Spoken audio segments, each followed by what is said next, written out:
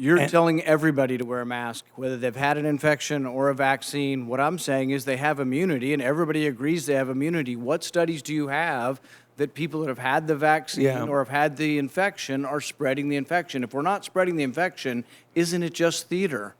No, it's You've had not. the vaccine and you're wearing 2 masks. Isn't that theater? No, that's not. Here we go again with the theater. Let's get down to the facts.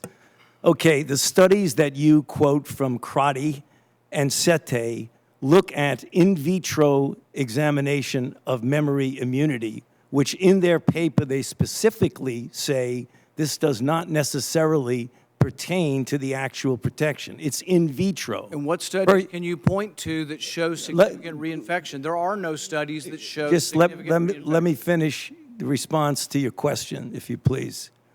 The other thing is that when you talk about reinfection and you don't keep in the concept of variants, that's an entirely different ballgame. That's a good reason for a mask. In the South African study conducted by J&J, they found that people who were infected with wild type and were exposed to the variant in South Africa, the 351, it was as if they had never been infected before. They had no protection. So when you talk about reinfection, you've got to make sure you're talking about wild type. I agree with you that you very likely would have protection from wild type for at least 6 months if you're infected. But we in our country now have variants that are circulating. Significant